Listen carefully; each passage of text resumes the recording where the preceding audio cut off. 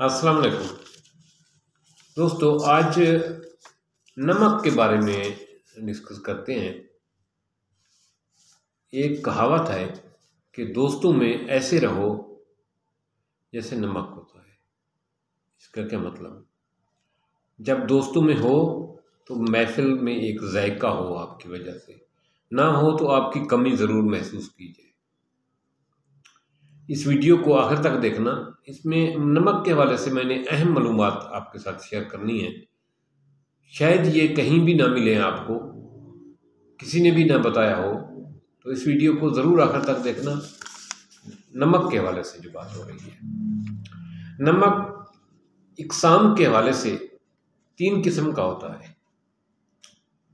गुलाबी नमक, चट्टानी नमक जिसे कहते हैं, पहाड़ी नमक जिसे कहते हैं, कान का नमक कहते हैं जिसे। ये पहाड़ों से निकलता है, खुदाई करके निकाला जाता है। ये गुलाबी कलर का होता है, शीशा नमक कलर का भी होता है। ये सबसे दुनिया की बेस्ट क्वालिटी है, जिसको चट्टानी नमक भी कहते हैं, सुंदर नमक भी कहते हैं, कुदरती नमक भी कहते हैं। उसके बाद है काला नमक। काला नमक भी पहाड़ों से निकलता है। ये काला नमक रंग थोड़ा सा भूरे रंग का होता है, इसको काला नमक कहते हैं। ये भी बहुत मुफीद है। ये खानों में कम मिकदार में होता है, लेकिन फ्रूट वगैरह के ऊपर डालकर मुख्तलिफ अद्वियात में इसका ज़्यादा इस्तेमाल होता है। जितने भी देसी अद्वियात बनती हैं उसमें अक्सर बेशतर में काला नमक इस्तेमाल होता है। और है समुद्री नमक। समुद्री पानी को, किसी झील के पानी को खुश्क करके जो नमक हासिल किया जाता है, उसमें आयोडीन शामिल किया जाता है। ये नमक आयोडीन शामिल करने से ये बहुत फ़ायदेमंद होता है। ये भी कब इस्तेमाल हो रहा है, पूरी दुनिया में इस्तेमाल हो रहा है, लेकिन ये कुदरती नमक का मुकाबला नहीं करता।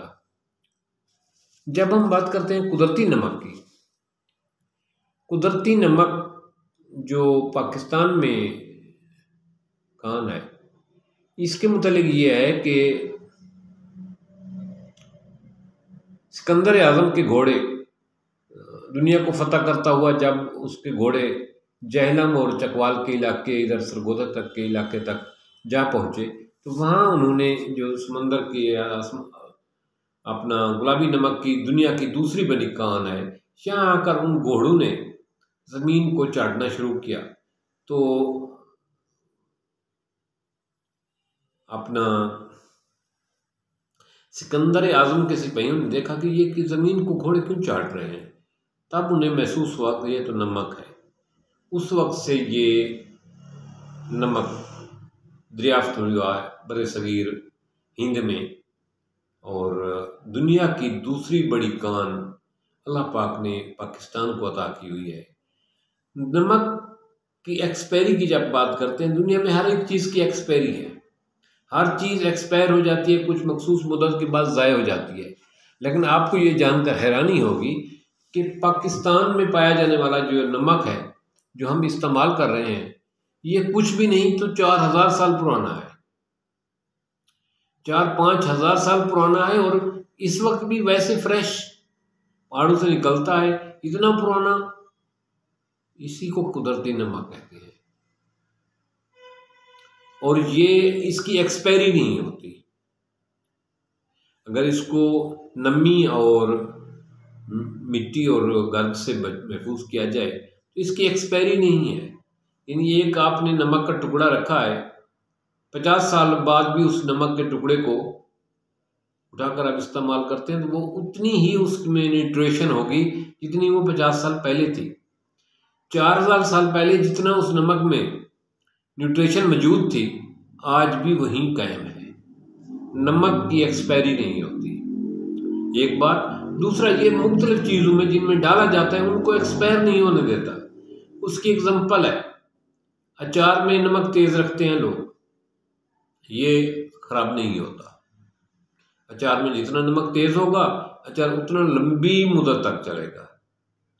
इसी तरह जो बड़े बड़े होटलें वाले हैं, जो ही वो खाना पकाते हैं और जो खाना उनसे मतलब एक दिन का खुराक बच जाती है, अब तो फ्रिज आ गए हैं, फ्रिज में महफूज कर लेते हैं। इससे पहले वो उसमें नमक तेज़ कर दिया करते थे, दूसरे दिन उसमें कुछ और मिला के खाना, उसमें और सालन मिला के उसको दोबारा फ्रेश करके दे देते थे। लोगों को पता भी नहीं चलता था कि ये बासी है, क्योंकि नमक ना खुद एक्सपायर होता है, न किसी चीज़ को एक्सपायर होने देता है। अगर कदीम ज़माने की हिस्ट्री का मुतालिया किया जाए तो मिस्र में जो लाशें हनूद की जाती थी, मम्मियाँ जो हनूद की जाती थी, उन पर नमक, उसमें जो केमिकल इस्तेमाल होता था उसमें नमक होता था, जिससे लाशें, डेड बॉडी जो है ना गलती सड़ती नहीं थी, ख़राब नहीं होती थी, वो लॉन्ग टाइम तक वो पड़ी रहती थी। इस तरह नमक जो है ये सफाई के काम आता है। चमड़े की सफाई, चमड़े को ज़्यादा देर तक महफूज रखने के लिए नमक लगाया जाता है। और इसी तरह आपको एक और टिप्स बताऊं, पाँव के शूज़ जो हैं, बाज़ वक़्त बंद शूज़ पहनते रहने से शूज़ से स्मेल आने लगती है। शूज़ में थोड़ा सा नमक छिड़का दिया जाए और शूज़ को खुला रख दिया जाए तो स्मेल फौरी तौर पर ख़त्म हो जाती है। इसी तरह ऐसे लोग जिनको चेहरे पर कील मुहासे निकलते हैं, अक्सर वो नमक के पानी से अगर चेहरा धोया करें रोज़ाना तो उनको कभी भी कील मुहासे नहीं निकलेंगे। थकावट की सूरत में, शदीद थकावट की सूरत में, ख़ासतौर पर ड्राइवर हजरात या ऐसे लोग जिनका डेली काम होता है, वो नमक के पानी से अगर नहा लें तो उनकी थकावट फ़ौरन गायब हो जाती है। अगर टांगों को सिर्फ धो लें, पीढ़ियों से ऊपर तक के हिस्से को, नीचे पाँव तक, तो उनकी टांगों की थकान जो है फौरी तौर पर ठीक हो जाती है। काला नमक आमतौर पर मिसालाजात में इस्तेमाल होता है। काले नमक में पोटाशियम वाफिर मिकदार में होता है, मैग्नीशियम वाफिर मिकदार में होता है, सोडियम वाफिर मिकदार में। चट्टानी नमक जो है इसमें 85% सोडियम होता है, 15% जो है मैग्नीशियम, पोटाशियम और आयरन और मुख्तलिफ न्यूट्रिशन होते हैं। ये रोज़ाना के हिसाब से इंसान की जो ज़रूरत है ये 5 से 7 ग्राम होती है। एक दिन के लिए इंसान की ज़रूरत काफ़ी है। हमारे जिस्म में जो ये पसीना आता है गर्मियों के मौसम में, हमारे जिस्म से नमकियात खारिज होते हैं। पसीने का टेस्ट करें तो वो नमकीन और खट्टा होता है, पानी की कमी हो जाती है। इसलिए गर्मी के मौसम में शिकंजी पीना, नमकीन पानी पीना बहुत मुफीद है, ताकि जिस्म में नमकियात की कमी ना हो। लेकिन हर किस्म के मरीज़ के लिए नमक का इस्तेमाल खाने में, जहाँ नमक खाने के टेस्ट को बढ़ाता है वहाँ उसकी ब्लड सर्कुलेशन को बेहतर करता है, हड्डियों को मजबूत करता है और मुख्तलिफ मसल्स के वर्क को बेहतर करता है। सिर्फ और सिर्फ जो हाई ब्लड प्रेशर के मरीज़ हैं उसके लिए नुकसानदेह है। किडनी पेशेंट को शुरू में नमकियात से उसकी किडनी वाश होते हैं, नमकियात की मुनासिब मिकदार जो है ना किडनी वाश के लिए ज़रूरी है। लेकिन अगर खुदा ना खास्ता किडनी डिस्टर्ब हो जाए तो फिर नमकियात जो है उसके लिए डेंजरस बन जाती है। इसी तरह हाई ब्लड प्रेशर के मरीज़ के लिए नमक जो है वो जहर का काम करता है। काला नमक मुख्तलिफ फ्रूट्स को इस्तेमाल करते हुए, खाते हुए ऊपर छिड़काया जाता है। ये फ्रूट को हजम भी करता है और उसके टेस्ट को बढ़ा देता है। और मुख्तलिफ अद्वियात में काला नमक इस्तेमाल किया जाता है। जहाँ तक बात है समुद्री नमक की, इसमें समंदर के पानी को कशीद करके, खुश्क करके ये हासिल किया जाता है और इसमें आयोडीन मिलाया जाता है। इसकी एक्सपायरी जो है ना ज़्यादा से ज़्यादा 3 से 4 साल है। 3 से 4 साल के बाद ये ख़राब हो जाता है, एक्सपायर हो जाता है। लेकिन जो चट्टानी नमक है, गुलाबी नमक है, कुदरती नमक है, ये 4000 साल तक भी एक्सपायर नहीं होता, क्योंकि आप जो इस्तेमाल कर रहे हैं इस वक्त नमक, ये 4000 साल पुराना है। आपकी हड्डियों के लिए, आपके मूड के फ्रेशनेस के लिए, आपकी जिल्द की रौनक के लिए ये काला चट्टानी नमक बहुत ज़रूरी है। अगर किसी आदमी के जिस्म पर फालतू बाल हो तो वो सूती कपड़े में नमक डालकर या सूती कपड़ा नमक पर लगाकर उस जगह पर रगड़े तो मुसलसल ये मसाज करने से उसके बाल गुना ख़त्म हो जाते हैं। इसी तरह नमकियात वाले पानी से नहाने से थकावट दूर होती है। इसी तरह गुस्ल वाले पानी, जिसमें आप गुस्ल करना चाहते हैं, रोज़ाना गुस्ल करने से पहले उसमें 2 चम्मच चट्टानी नमक यानी गुलाबी नमक डालकर उससे गुस्ल किया करें रोज़ाना। तो पूरी ज़िंदगी की गारंटी देता हूँ ना ही कील वहाँ से निकलेंगे, ना ही कभी एलर्जी होगी जिल्द की। स्किन एलर्जी पूरी जिंदगी नहीं होगी अगर पानी में नमक डालकर गुस्ल किया करें। इसी तरह ऐसे लोग जिनके सर में मुख्तलिफ किस्म के वबाएँ, एलर्जियाँ, सैकरी और चंबलवा और दूसरी क्या होती है बालचर, अगर वो नमकियात वाले पानी से गुस्ल करें तो उनके सर में कभी ये प्रॉब्लम नहीं होगा। इस तरह गले के टॉन्सिल्स का इन्फेक्शन का जहाँ तक मसला होता है, नज़ला ज़ुकाम का होता है, ये एंटीबायोटिक के तौर पे काम करता है कि वो गले के गरारे कराए जाते हैं नमकीन पानी के, गले की टॉन्सिल ईजी हो जाती हैं, गले की खराश ईजी हो जाती है, नज़ला ज़ुकाम से छुटकारा मिलता है। मुख्तलिफ जरासीम मारने के लिए भी ये इस्तेमाल होता है। अगर घर में मक्खियाँ वगैरह तंग कर रही हूँ तो नमक वाले पानी का स्प्रे कर दिया जाए क्लीन वगैरह पर, तो मक्खियाँ नहीं बैठती।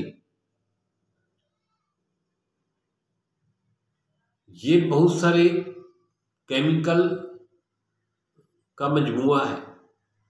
इसमें अल्लाह ताला ने इतनी बड़ी कुदरती नमक में जो है ना, गुलाबी नमक में इतनी बड़ी टॉनिक रखी है कि देखिए 4000 साल तक भी ये खराब नहीं हुआ, ना ही खराब होता है। ये इंसानी सेहत के लिए इंतहाई लाजवाब है। लेकिन इसकी मिकदार, मेन बात है मिकदार की। आम इंसान को दिन में 5 से 7 ग्राम नमक सफिशेंट होता है, पूरे दिन का इस्तेमाल बता रहा हूँ।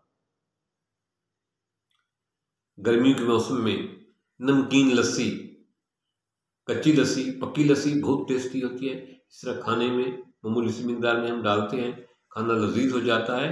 ये अपनी जगह पे आप बहुत बेनिफिशियल है, बहुत फ़ायदेमंद है, तो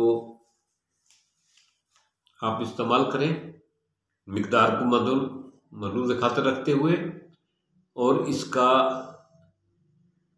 इस्तेमाल नहीं छोड़ना, सवाए ब्लड प्रेशर के, सवाए किडनी पेशेंट के। बाकी तमाम लोगों के लिए बहुत अच्छा है। मैदे की इस्लाह के लिए, बदहज़मी के लिए, जब उल्टिंग हो रही होती है उस वक्त की नमक वाला पानी दिया जाता है, मैदे की इस्लाह करता है, वोमिटिंग को रोकता है, बदहज़मी को कंट्रोल करता है। इसी तरह दांतों में अगर कीड़ा वगैरह आए या मसूड़ों का मसला है, नमकीन पानी से जो है ना कुली कीजिए और दांतों को मसला जाए तो दांतों में मसूड़े का मसला ठीक हो जाता है, दांतों का दर्द ठीक हो जाता है। इसी तरह जिन लोगों को भूख नहीं लगती उनको जो चूरन बना के दिया जाता है हाजमे का, उसमें काला नमक शामिल किया जाता है, तो वो ये भूख बढ़ाता है, खाने को हजम करता है, ये एंटीबायोटिक का कभी काम करता है, मुख्तलिफ चीज़ों को जल्दी गलने सड़ने नहीं देता, खराब नहीं होने देता। तो मुझे उम्मीद है कि आप ये फ़वाइद इसके सुन के ज़रूर लुत्फ़अंदोज़ होंगे, इससे आपको फ़ायदा होगा। इसके इस्तेमाल से सिर्फ़ और सिर्फ हाई ब्लड प्रेशर वाले लोग इससे परहेज़ करें, किडनी पेशेंट इससे परहेज़ करें, बाकी तमाम लोगों के लिए ये फ़ायदेमंद है, इसको इस्तेमाल करें। अल्लाह ताला आप लोगों की ज़िंदगी में आसानियाँ पैदा करें। थैंक्स।